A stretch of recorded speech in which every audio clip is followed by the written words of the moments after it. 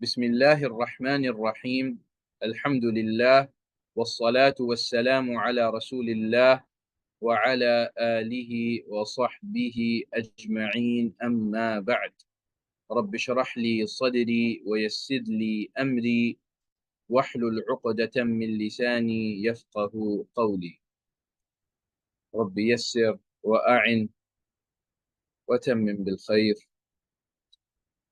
Assalamu alaikum wa rahmatullahi wa barakatuh. Respected viewers, I welcome you all to this brief video in which, inshallah ta'ala, I aim to discuss a suggested curriculum for studying Sarf, keeping in mind a few things which I'm going to mention, inshallah ta'ala. We're calling this lesson 1 because I aim to do a couple of other videos with the intention of clarifying the methodology or suggesting curriculums for studying certain other sciences as well, like Nahu, Balagha, Mantiq, and other ulum, inshallah ta'ala. So this is lesson 1, and inshallah ta'ala, the next ilm that we will look at after this is Nahu first. The reason for giving precedence to ilm al-sarf is that I strongly believe that a student of knowledge's journey of seeking knowledge should start with sarf out of everything else, after learning what is obligatory upon you. So after learning basic Islamic theology, after learning basic fiqh that you need, how to do wudu, how to pray, etc. Whenever someone decides to become a student of knowledge and they start to tread the path of ilm, they should start with the sciences of the Arabic language. And from the sciences of the Arabic language, they should start with Sarf. Now, why should they start with the sciences of the Arabic language? Because everything that they will study after, everything that they want to study from a beginner to an advanced level, that is, the books are going to be in Arabic, the mutun are going to be in Arabic. And for many of the ulum, to be able to access the shuruhat and the hawashi, they will need to have a good foundational knowledge of Nahu, Sarf, Balagha, and Mantiq. This will be needed. And out of all of these ulum, Sarf should be studied first. Why? Because Sarf deals with the formation of individual words, the formation of kalimat. And before you learn how to construct complete sentences in Nahu, before you learn the deeper aspects of meaning, the semantics and pragmatics of Arabic sentences in Balagha, and before you delve into Mantiq, which is essentially how you organize your afkar to reach particular maqasid, particular objectives. Before all of that, you should learn how to form words. And Sarf teaches you exactly that. Not only that, learning Sarf also teaches you how to use dictionaries, ma'ajib. And this gives you access to a whole other science of the Arabic language, which is ilmu matn al-lugha, or ilmu al-ma'ajib. If you've studied Sarf well enough, you can now confidently access Arabic dictionaries and benefit from them. And if you haven't studied Sarf, you will not be able to find your way across the ma'ajim. And for a of knowledge, this is absolutely necessary for you to be able to access ma'ajim, for you to be able to read and benefit from the ma'ajim and the works of matn al-lugha. This is something which you need to develop your Arabic. And so sarf is needed, and sarf is what everyone should start off with. And that, of course, clarifies the importance of sarf as well. Now, as far as the sciences of the Arabic language are concerned, and I've made a separate video on this in a series called The Arabic Sciences in Context. It's available on this channel, the series. And there's a more detailed video there on the different sciences of the Arabic language. But I'll just mention a summary here, that the sciences of the Arabic language, of course, Arabic is one thing, it's one language. But whenever you start to study a discipline, you break it down into, these small bits and pieces. And then you want to study each piece deeply. You want to study each element deeply. And that's what the scholars of the Arabic language did. They broke it down into, the sound system of the Arabic language. Ilm al-aswat. Also, much of Ilm al-aswat is covered in the books of Tajweed and the discipline of Tajweed. And then you have rules related to writing Arabic. And then once you're able to write, and once you're able to pronounce these letters, you now put them together and form words. Now you need to know how to form those words. And that's where Sarf comes in. Sarf teaches you how those words are formed, generally speaking. So Sarf deals with the structures of Arabic words. And then we have Matn al-Lugha, which deals with the meanings of individual Arabic words. So Sarf teaches you the structure of Arabic words, and Ilm Matn al-Lugha teaches you the meanings of those words. After that, you move on to sentences. You want to use those words. You've learned how to conjugate those words. You've learned how to form them. You've learned their meanings. You now want to put them together in sentence. And that's where Nahu comes in. Nahu teaches you the structure of Arabic sentences and how they're formed. And then the subject which deals with the meanings of sentences is Balagha. It deals with how you can organize words in a sentence to denote certain meanings, emphasis, a lack of emphasis, etc., other things. It also teaches you how to say one thing in many different ways, how to make speech beautiful, etc. All of that is covered in Balagha.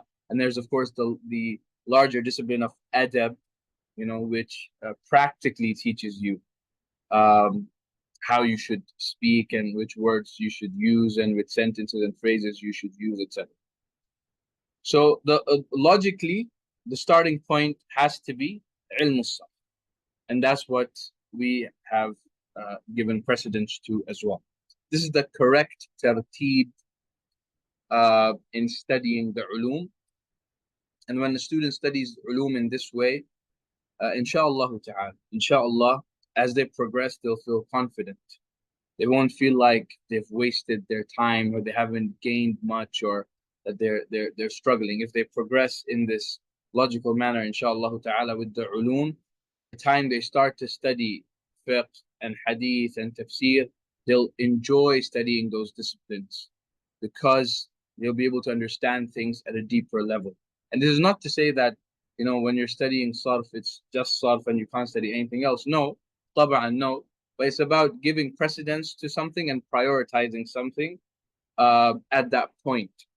Of course, the real objective is to get to the Quran and the Sunnah, and to study fiqh and to study aqidah and Islamic theology, etc.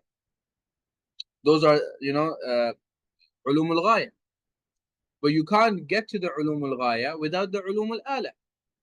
And the ulum al-ala need to be studied in the correct order for you to benefit properly.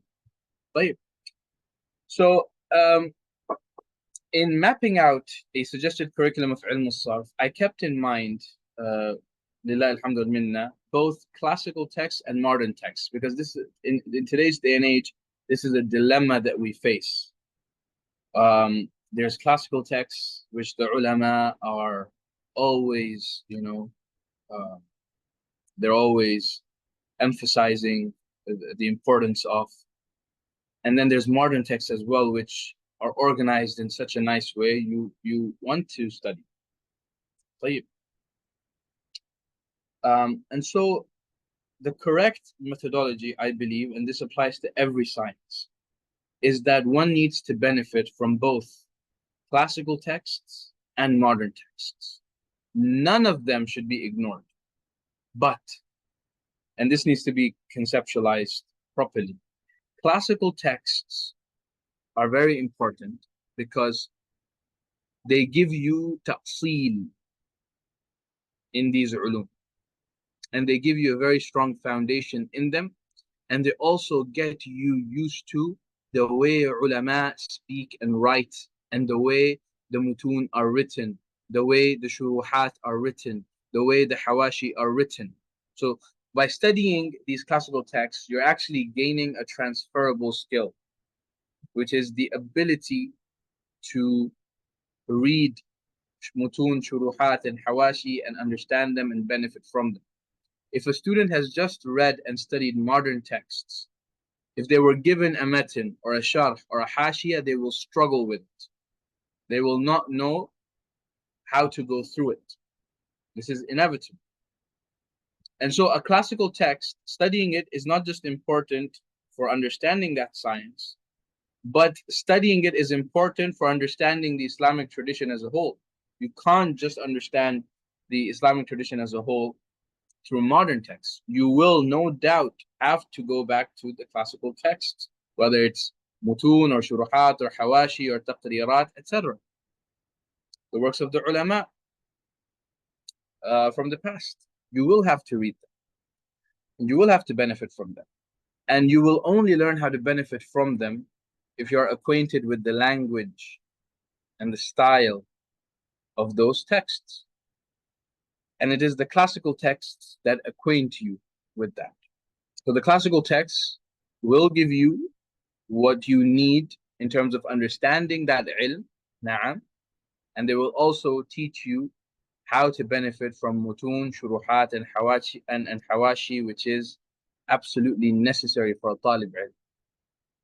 If someone doesn't want to access the shuruhat and hawashi, doesn't want to benefit from them and is unable to benefit from them, can they really be called a talib ilm?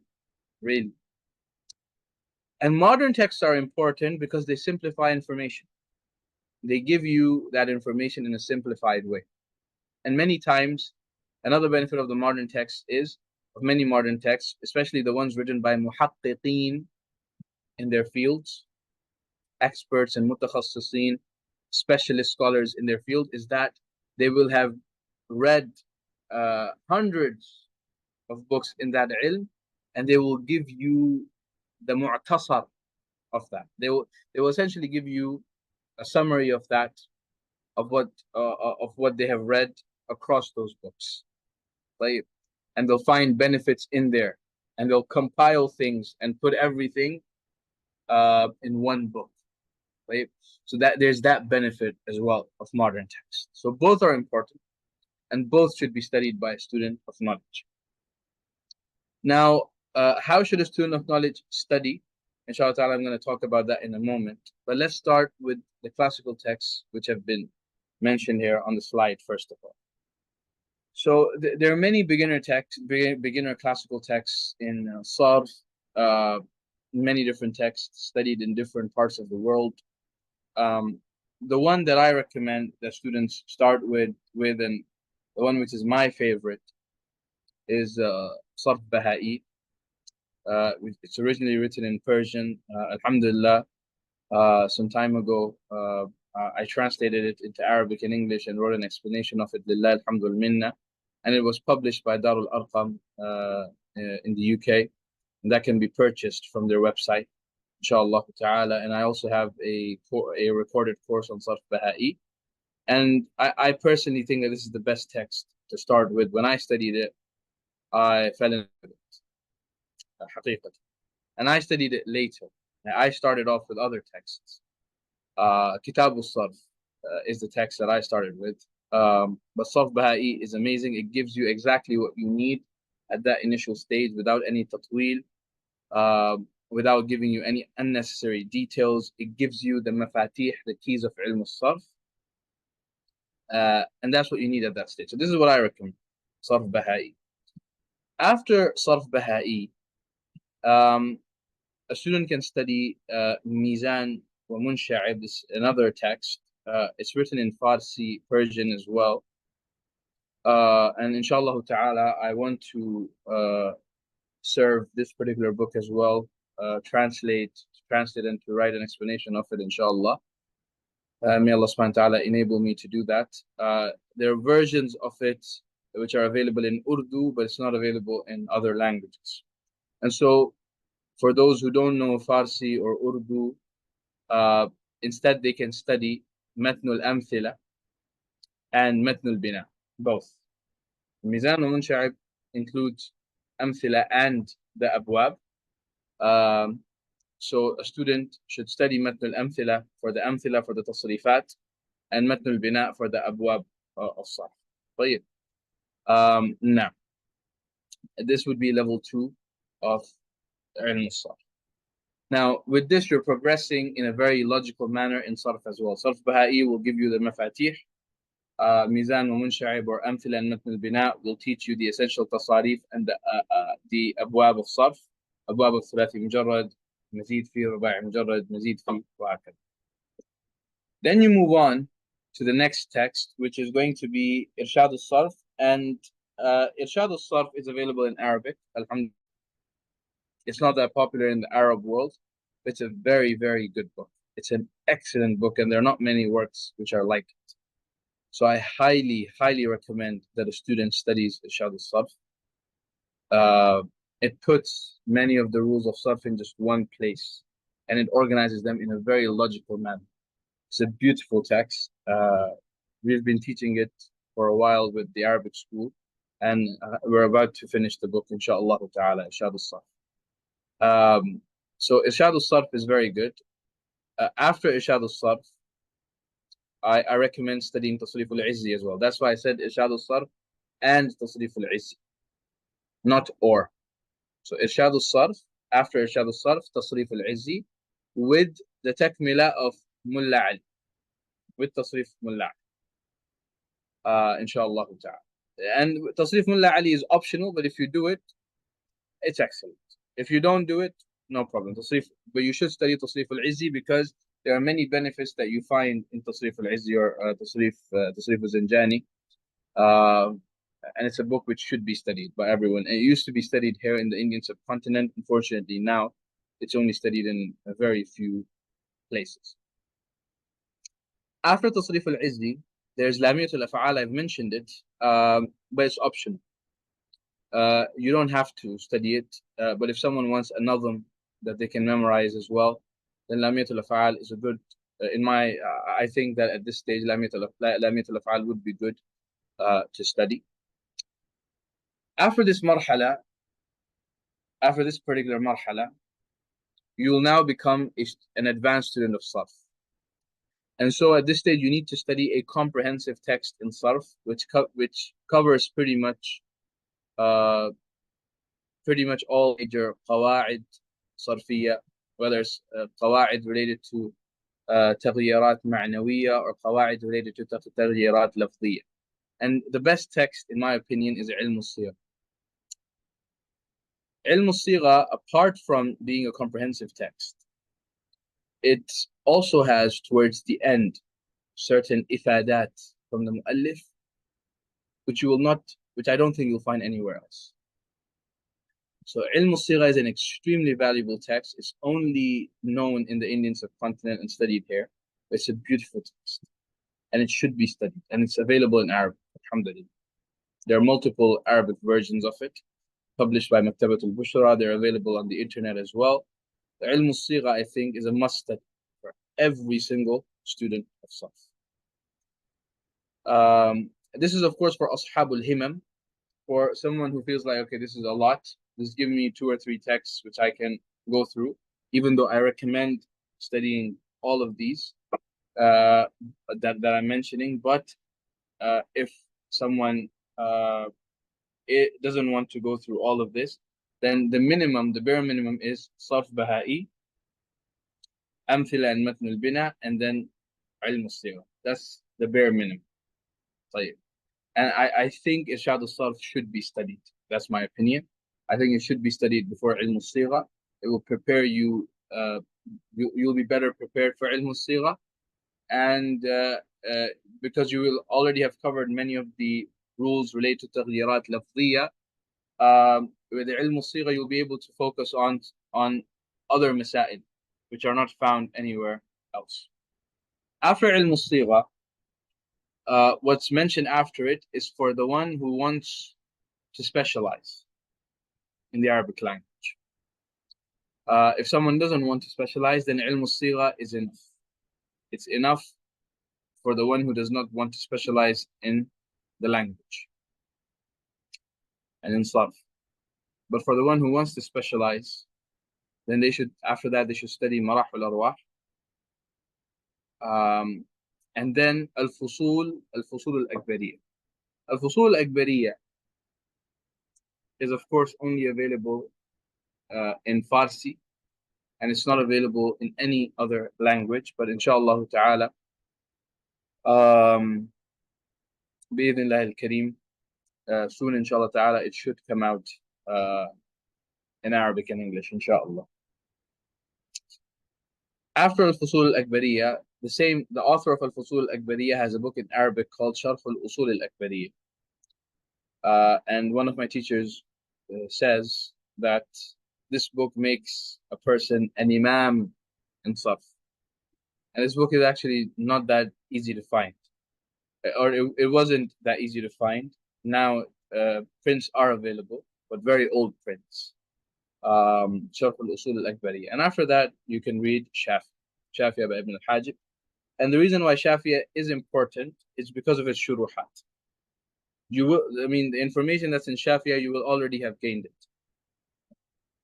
But it's important because of its shuruhat. And the main shuruhat, and I'll mention the shuruhat of these texts. So for Tasrif al-Izzi, the sharh of Al-Imam al-Tiftazani, and the sharh of Mullah Ali al-Qari, these are 2 good shuruhat.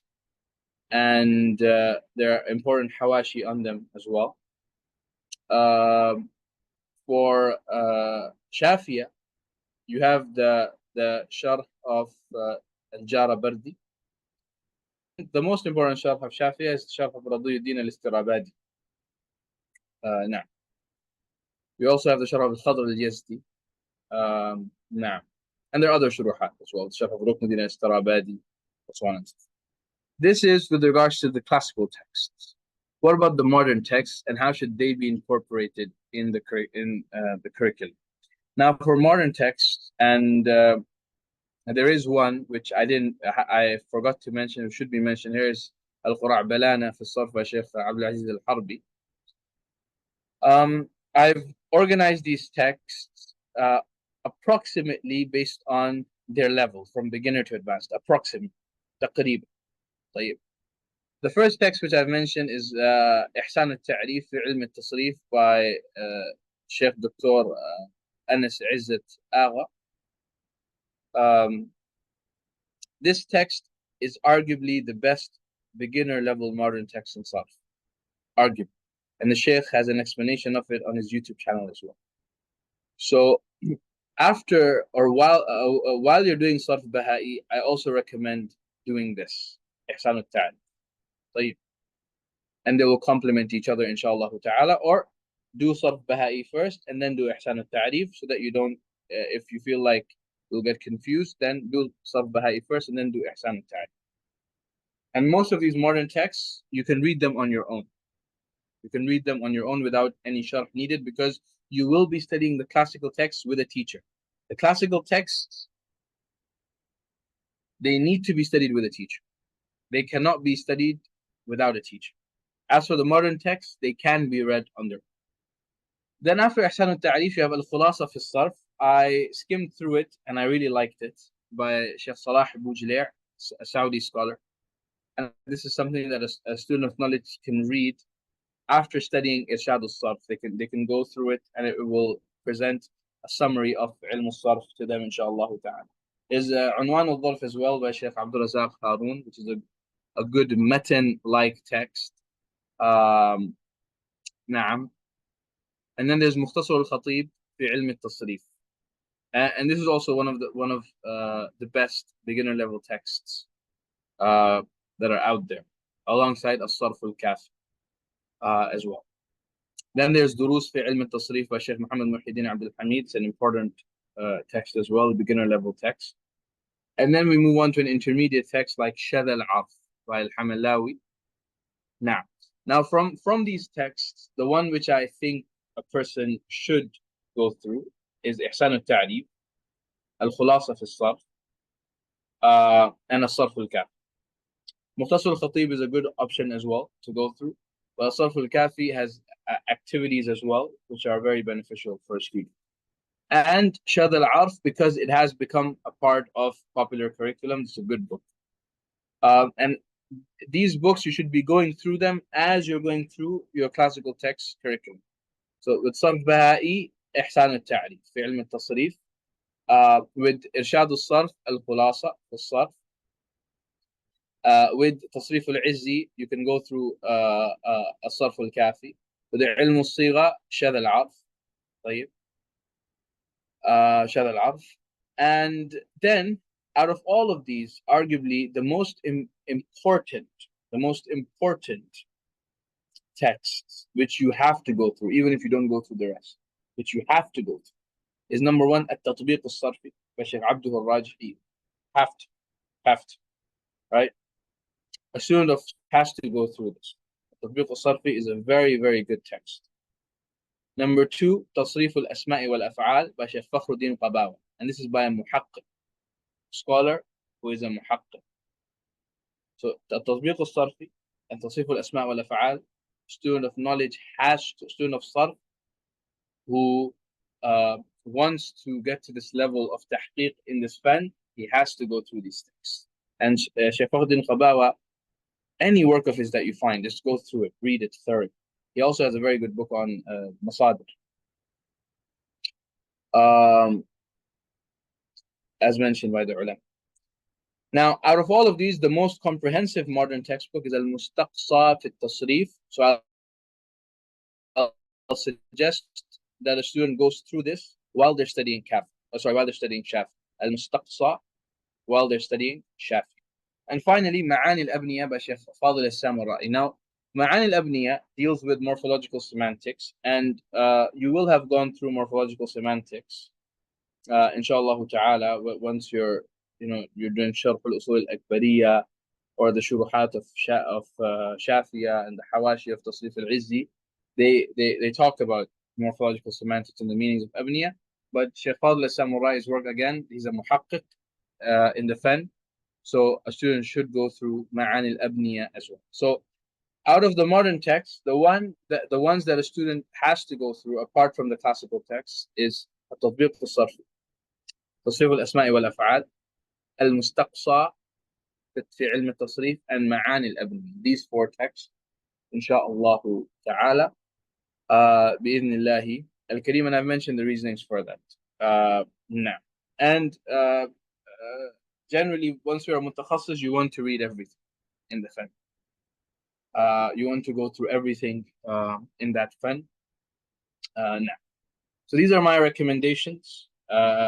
And may Allah subhanahu wa ta'ala allow and enable me to complete all of these texts as well, to complete reading what is left of them, and bi'idhnillah bil khayr, and to complete teaching them as well bil khayr, inshallah bil khayr ya akram al akramin.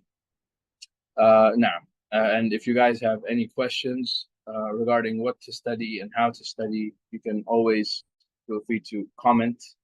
You can email us as well, and inshallah ta'ala, I'll be more than happy to respond and share my advice regarding the matter. جزاكم الله خيرا. السلام عليكم.